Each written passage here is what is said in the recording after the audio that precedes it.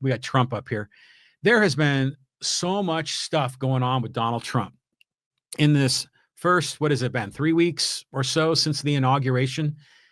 Flood the zone. There's a million things that are going on. And it's like there are so many things happening at once. It's impossible to focus on any one thing. It's impossible to really get a loud, focused voice in a support or opposition to certain specific things because there's so many things on the table. And there's so many things on the table that are real and important, and other things on the table that are nonsense and distractions and shiny objects to take your eye off the ball. I mean, this whole Gulf of America thing, changing the name of the Gulf of Mexico, the buying of, Greenland, the taking over of the Panama Canal, Canada is the 51st state. These are interesting topics. These are things that people would love to talk about with their buddies over some beer, some interesting chatter to this. There's elements of it that sound interesting. But really, these are all just distractions because the things, it's always follow the money. So let's follow the money here for a minute. I want to talk about this whole idea of trade and tariffs and everything else. Trump is going around. He's either lying, he's incompetent, doesn't understand basic economics, or both, when he says that Canada is ripping us off and China is ripping us off because we have a trade deficit, that we're subsidizing Canada because we have a trade deficit. That's the biggest bunch of baloney. It's nonsense. It's a lie, and it's completely disconnected from reality. Because what is a trade deficit? A trade deficit is when one side buys more goods and services than the other side buys. So in this case, Canada is buying less stuff from us and we're buying more stuff from them. So there's more money going to Canada than coming from Canada. And Trump thinks this is a ripoff, but it's not, because we get goods and services in exchange for that cash. When we're spending money in Canada, we're getting lumber, we're getting aluminum, we're getting all other kinds we're getting maple syrup from Canada. We're getting the things that Canada provides. See, free trade is fair trade.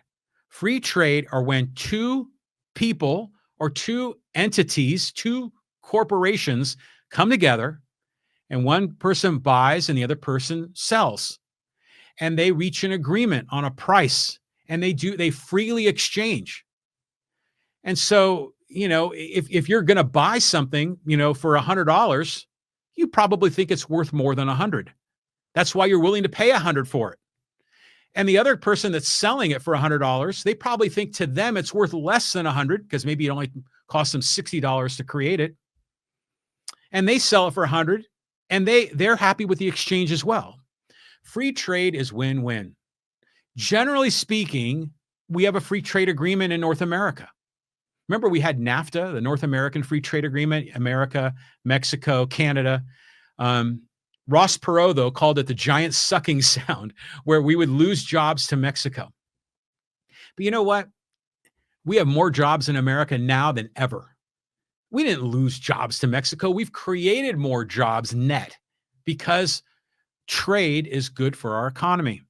And in this particular case, if we're trading with Canada, those trades are win-win trades. Now, granted, the new deal that replaced the NAFTA was negotiated by Trump and his people in his first term, that he said was a better deal than NAFTA. And now he's saying that they're ripping us off on the same deal that he approved, which is, again, more nonsense. Now, is the trade agreement with Canada and Mexico pure free trade, meaning no restrictions, no tariffs? It's just like going to the grocery store and buying something. And you don't have to sign off on government documents and meet certain government regulations and have to pay tariffs. No, there are some government controls there, but my understanding is that it's become more and more incrementally freer trade. And in my opinion, that's a good thing. In fact, remember there was a similar plan when Hillary Clinton was running for president against Trump in 2016. What was the name of it? I can't remember the name of it, but it was essentially a free trade agreement between America and a lot of other Southeast Asian nations like Singapore and Vietnam and Cambodia, et cetera. That wasn't free trade, but it was much freer trade than we had with them in the past, and certainly freer trade than what America had with China. But what we have is a problem where people don't understand the economics of it. They don't understand really what tariffs are, because tariffs we pay. Tariffs change a trade from win-win to lose-lose. Because what happens when one side enacts tariffs, the other side will reciprocate and enact tariffs on the other side. So now Trump is doubling down now, putting more tariffs on steel and aluminum. I think it's going to be like 25%. And so now Canada is responding and putting more tariffs on goods that are imported to Canada. American goods going to Canada are now going to face resistance. So farmers in America and other manufacturers in America are now going to have trouble selling their goods in Canada. And by the way, the auto industry is so cross-border up there in the Great Lakes region. You've got products and components of products that are getting moved across the border multiple times. You're going to tariff it each time it goes back and forth? That just jacks up the price for everybody. Tariffs are lose-lose deals. Tariffs are bad economic deals. It is very, very rare to encounter a reputable economist that supports tariffs. And it's true whether they're left-leaning or right-leaning. It's only in this new era of Trump and this national identity, America first, that is creating this, to think of it in national terms. But trade deficits are meaningless. I have a trade deficit with Costco. I give Costco money. They give me goods. Every time I buy something at Costco, I'm losing hundreds of dollars, but I'm gaining in return food, housewares, clothing and other things, dog food, other things that I get at Costco, or whether I'm going to Target or Walmart. I have a trade deficit with every retailer I do business with. Does that mean my Costco's ripping me off? No, of course not. It's just trade, and trade is win-win. But when we tariff it, and then the other side fights back on the tariffs, it slows down trade. It slows down economic growth. It adds higher costs to goods, and ultimately it leads to like a death loop.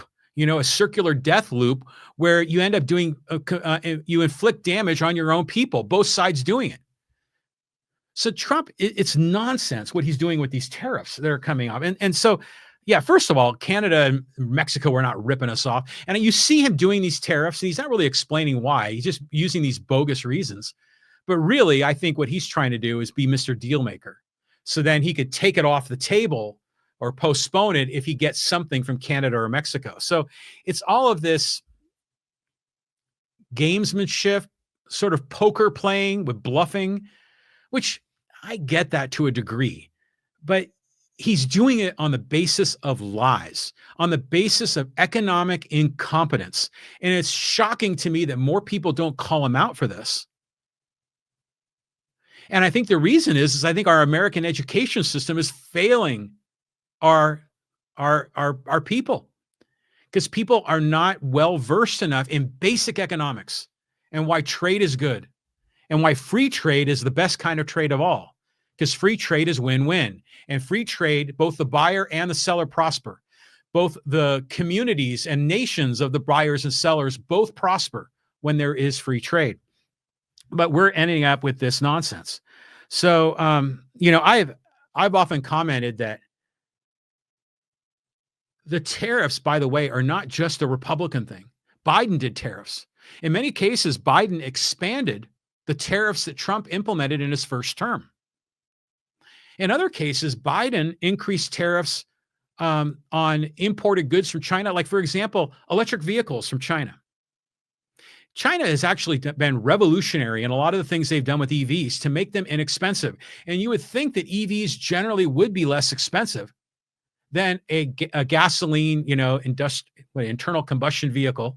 There's less moving parts. Electric vehicles, like, remember slot cars? I used to play slot cars when I was a kid, still do sometimes as an adult. Electric cars are like slot cars. There's a lot less moving parts. They should be efficient to build, especially as the technology with batteries gets better and better. And if, in the case of Democrats, if you're fighting against climate change, if you're trying to virtue signal that you want to lower the carbon footprint in America, then why in the hell did Biden add a 100% tariff on Chinese electric vehicles? Well, the reason is that he does it for the same reasons that Trump is doing it. It's just to stroke the back of American manufacturers. And people in America think that's a righteous thing, buy America. That's the American thing to do, and buy America. But it's not. It's not. Because when, in this case, you can buy an inexpensive, decent quality EV from China that's relatively inexpensive, or you could spend a lot on domestically made EVs, whether they're from Detroit, from Ford or Chevy, or whether they're from Tesla or whoever. EVs right now are expensive. And even with the rebates that are offered by the federal government and the state government, they're still expensive. But they could be so much more less expensive, but American companies can't compete. So when you enact tariffs, the tariffs benefit the very few at the expense of the very many. The tariffs benefit the workers in Detroit, the auto manufacturers in Detroit, and their investors and their employees and their management. But they make everything else more expensive across the board. So the rest of society is paying more for vehicles when we could have advantage to lower cost vehicles to import. And by the way, when we buy less expensive quality goods that are imported, then we have more money left over in our wallet to spend in other parts of the economy, including investing in American economy, in American businesses, in categories where America has a strategic advantage. America shouldn't be like this self-sufficient prepper nation that we need to build and make everything ourselves. No. I mean, we need to have the ability to do that in an Armageddon, Mad Max situation. If you had to get to that, yeah. But we should be encouraging trade with other nations around the world. That's how we have peace around the world. Is when there's trade, there's generally peace. But when there's also trade, you find different countries specialize in different categories. And companies in those countries are going to have strategic advantages that allow them to produce these goods potentially at a lower price. Maybe because labor is less expensive. Maybe because they have access to resources that are available in their nation. There could be any number of reasons. Or maybe other nations just happen to be more innovative in the way that they go about producing new products. And so, people might be willing to pay more for a product that's better, that's a better mousetrap. But in the end, I think free trade is the way to do this. So all of this tariff nonsense that we're hearing from Trump, again, BS. And there's some people that believe in it religiously. They think that tariffs are a way for America to fight back. But I'm telling you, it's a self-inflicted wound. Tariffs harm you. Tariffs make what you're buying more expensive. And I'm not talking about inflation with the dilution of the dollar and everything that happened with COVID. We're not even talking about avian flu and the price of eggs. I'm talking about imported goods.